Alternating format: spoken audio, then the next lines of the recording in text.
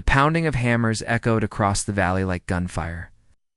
Dust rose in the late afternoon air as crews worked with precision, driving wooden posts deep into the ground and stringing wire tight enough to hum. The sound carried across the hills, reaching Marcus Johnson as he leaned against his old Ford pickup, arms folded, jaw tight. He had seen many things in his life: storms that tore roofs off barns, droughts that cracked the soil like old leather, winters so harsh the cattle huddled together for warmth, but nothing quite as absurd as this: strangers fencing off his land as if he were some trespasser. The HOA members stood nearby, dressed as if they were attending a Sunday picnic instead of orchestrating a hostile takeover. Charles Whitman, their self-appointed king, wore a white button-down shirt with sleeves rolled high, his expensive watch gleaming every time he gestured toward the workers.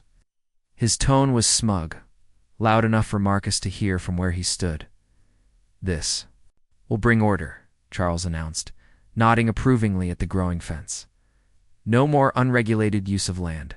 We'll have hunting permits, fishing passes, scheduled activities, a fair system for everyone." The other board members mostly.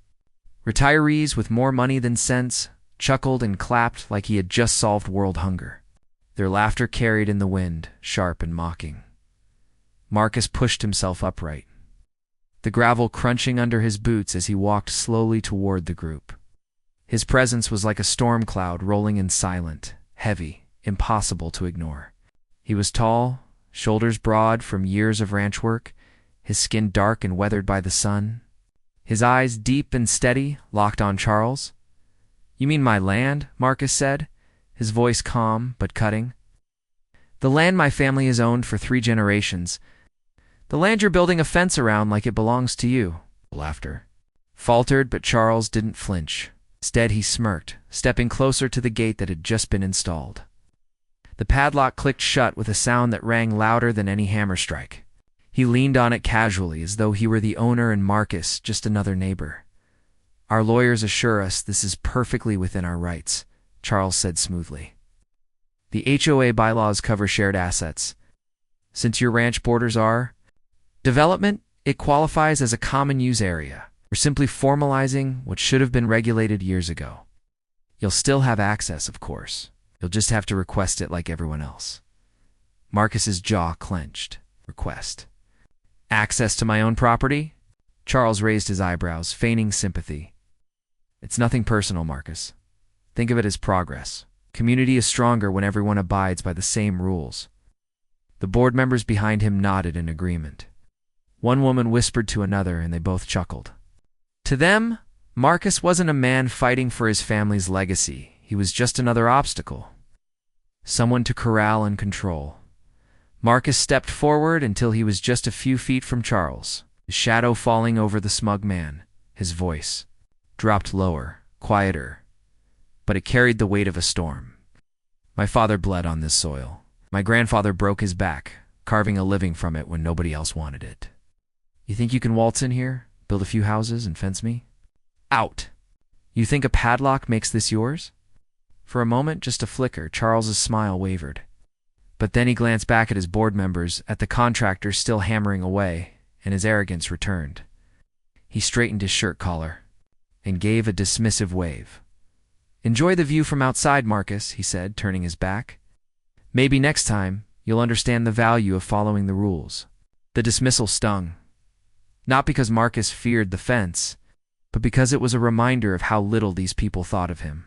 They saw him as lesser, someone whose history sweat and rights could be brushed aside with a stroke of a pen and the snap of a lock. Marcus said nothing more. He turned slowly, each step deliberate, and walked back to his truck. He climbed inside, shut the door, and sat in silence for a moment, gripping the steering wheel until his knuckles whitened. Through the windshield, he watched the workers finish. Another stretch of fence? He could almost hear his father's voice echoing in his head. "This land is freedom, son. It's worth more than gold. Protect it with everything you've got." Marcus drove home without a word, but the fire in his chest burned hotter with every mile. That night, he sat at his kitchen table, the old farmhouse creaking around him. A single lamp lit the stack of documents he had pulled from a battered file. Cabinet U-load deeds, maps marked with faded ink, tax receipts dating back decades. His father had always told him to keep the records close, to never let anyone question their claim. Marcus flipped through them slowly, carefully, until he found what he needed: the original land survey, signed and sealed, showing clear boundaries. Boundaries that the HOA had crossed. But he didn't stop there. For the next several days, Marcus made trips to the county clerk's office, the courthouse, and the library. He pored over records, pulling dusty files nobody had looked at in years. He traced property lines, compared surveys, and spoke with an attorney who specialized in land disputes. The deeper he dug, the clearer the picture became. Not only did the HOA have no right to fence his land, but some of their development sat on property that technically still belonged to him. The discovery hit him like a bolt of lightning. For days he had burned with anger, his pride wounded by the sight of that fence. But now he felt something else entirely, a cold, calculated determination. The HOA thought they had cornered him. They thought they held the only key. But Marcus had found something stronger than any lock. The truth, written in black and white. Stamped with county seals, he leaned back in his chair, staring at the map spread across the table. A slow smile crept across his face, the kind that came not from joy, but from the certainty of victory. The next morning, when Charles and his board gathered for their weekly HOA meeting, they laughed about how Marcus had slunk away without a fight. Charles even raised a glass of iced tea, toasting his own cleverness. Even he understands order now, he said proudly. The board chuckled and nodded, smug in their belief that the matter was settled. But outside, beyond the neat rows of their cookie-cutter houses, Marcus was already setting plans in motion. He didn't shout, didn't argue, didn't try to tear down the fence.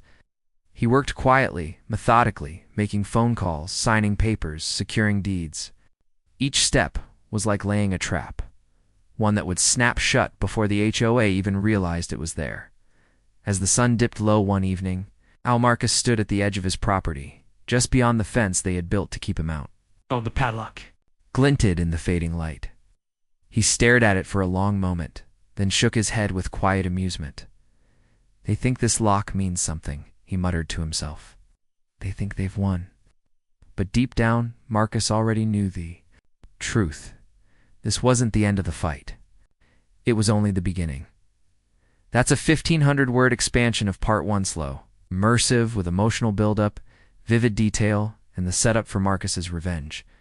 Would you like me to now expand Part 2 into 1,500 words, with the same level of depth and cinematic tension? The morning sun rose slow over the valley, casting golden streaks across the rolling hills and shimmering off the fence that now cut through Marcus Johnson's land like a scar. To the HOA, it was a symbol of their authority, a barrier proving they could bend even history to their will. But to Marcus, it was nothing more than a line drawn in arrogance.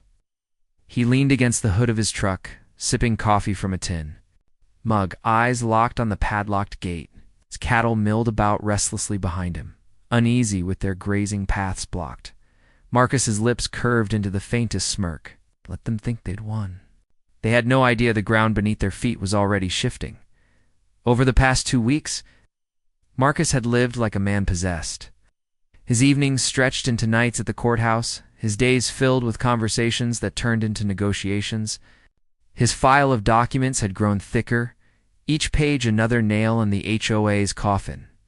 He had uncovered a web of carelessness, oversights, and greed.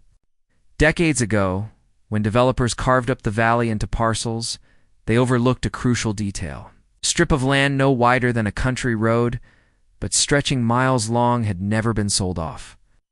On paper, it still belonged to Marcus's grandfather, deeded to him after the war as part of a settlement.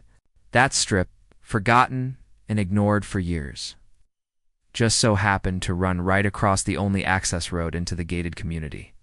Marcus traced that line over and over again with his finger on the old survey map, marveling at how fate had left him the one piece of leverage the HOA could never fence away. He didn't just own his ranch, he owned the choke point, the gate they had locked him out of. Technically, it stood on his soil. The irony made him laugh out loud in his kitchen. Startling the dog at his feet, instead of anger, A cool patience settled over him. Marcus wasn't a man who believed in petty revenge. He believed in lessons, and if the HOA wanted to play games with boundaries and ownership, then he would give them a masterclass. The first move was quiet. Marcus contacted the county recorders office and had the long-forgotten deed officially revalidated. A clerk, clearly surprised by the request, double-checked the seals and signatures before confirming its legitimacy. Within days, Marcus was the uncontested owner of the land under the HOA's only access road. With that paper signed and stamped, Marcus drove back to his ranch with a calm sense of power humming through his veins. The second move was subtle, but devastating. Marcus reached out to the HOA president himself. He called Charles Whitman on a crisp Thursday morning, his tone polite, almost friendly. "Charles," Marcus said when the man answered, his voice dripping with practiced charm. "I figured I should let you know before you hear it from the county. Looks like that little strip of land your gate sits on. Turns out it's mine. Been mine since before you were born." Silence on the other end. Then a scoff. "That's ridiculous." "I thought so too," Marcus replied smoothly. "But the paperwork says otherwise. You might want to double-check before dismissing me." Charles's bravado wavered. "Even if that were true, it doesn't change anything. The community isn't going anywhere." Marcus chuckled low. "I never said it would. But from where I'm standing, you've built yourselves one fine community. Behind my gate, funny thing about gates, Charles Keys opened them. And I happen to hold the only legal right to the lock." Before Charles could stammer out a response, Marcus hung up. The impact was immediate. Within days, whispers spread through the neighborhood. Homeowners noticed county surveyors visiting the entrance, measuring distances and marking stakes with bright orange paint. Panic began to trickle through backyard gossip sessions and HOA meetings. Charles tried to reassure everyone, insisting Marcus was bluffing, but his eyes told a different story. For the first time, the power he wielded so effortlessly began to slip. Meanwhile, Marcus played his role as calm and collected neighbor. He waved at residents when he passed by, offered to lend tools, even dropped off fresh eggs from his hens at a few houses. He wasn't cruel. He wasn't looking to punish innocent families. His fight was with the board, with their arrogance, with their belief that they could fence him in and get away with it. But even so, the residents soon realized their comfortable lives dangled on Marcus's goodwill. Delivery trucks struggled at the gate, unsure if they'd be allowed through. Utility companies began asking questions about easement rights. Real estate listings in the neighborhood quietly stalled, potential buyers spooked by the legal uncertainty. Property values, Charles's crown jewel, started to wobble. Marcus's attorney, a sharpwood woman named Evelyn, advised him to push harder. "You could shut them out completely," she said one evening in her office, sliding papers across. "The desk, legally, you're in the clear. Post no trespassing signs, change the locks, file a cease and desist. They'd have no choice but to pay you if they wanted access." Marcus drummed his fingers against the wood, thinking of his father, of his grandfather. Both men had fought their battles with grit, never cruelty. He didn't want to be remembered as the man who turned families into pawns. But he also knew kindness had limits. The HOA had taught him that. "Not yet," Marcus said finally. "Let them sweat a little more. When I move, I want them begging for it." And sweat they did. Charles, who once strutted through neighborhood barbecues like a king, now found himself cornered by angry residents demanding answers. "You promised us security," one man shouted at a heated meeting. "Now we're trapped behind a fence on land we don't even own." Charles stammered, his face red, sweat trickling down his temple. "It's being handled. Legal disputes take time." But Marcus was already a step ahead. By the time Charles spoke those words, Marcus had met with the bank holding the HOA's reserve funds. He wasn't interested in their money, but the meeting was enough to send shivers through the board when they caught wind of it. The breaking point came on a Saturday morning. Marcus parked his truck by the gate, stepped out, and calmly removed the HOA's shiny brass padlock. He replaced it with a heavy iron one of his own, the kind that clanked shut like a judge's gavel. Then he slid the single key into his pocket. Residents stopped their morning jogs. Children peered out from bikes, and even passing cars slowed to watch. Marcus didn't raise his voice, didn't make a show of it. He simply patted the new lock, tipped his hat to the onlookers, and drove away. Word spread like wildfire. By noon, Charles was on Marcus's porch, red-faced and sputtering. "This is outrageous. You can't just lock us in like animals." Marcus leaned against his doorframe, arms folded, expression calm. "Funny, that's exactly what you did. To me, Charles. Build a fence around my land. Told me I needed permission to access what was mine. Remember? That was different." Charles fumed. Marcus tilted his head. "Was it? Or was it just you believing rules don't apply when you're the one writing them?" Charles's bluster collapsed. He stammered, searching for words, but Marcus cut him off with a steady voice. "You've got two choices. You can fight me in court, spend years and money you don't have, while your residents suffer. Or you can admit you were wrong, tear down that fence, and maybe, just maybe, we work something out. But until then, this key stays with me." He tapped his pocket. The sound of the jingling key ringing louder in Charles's ears than any insult ever could. That night, as the community stewed in frustration, Marcus sat on his porch with a quiet satisfaction. He didn't gloat, didn't celebrate. He simply watched the stars wheel overhead, feeling the weight of generations on his shoulders. His grandfather had fought for this land with his bare hands, his father with endless toil. Now it was his turn, not with fists or labor, but with wit and patience. The fence they thought would trap him had only trapped themselves, and Marcus knew the story was far from over. The real lesson was still to come. The morning broke quiet, but in the silence there was a heaviness hanging over the valley. The gated community sat tense, like a bird cage where every bird inside had just realized the key sat in someone else's pocket. Marcus stood by his window, sipping black coffee, his eyes steady on the distant fence line that cut through his land.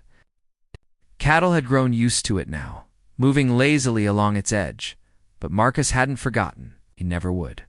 His grandfather's voice echoed in his head, reminding him that land was more than dirt, and grass it was memory, legacy, blood.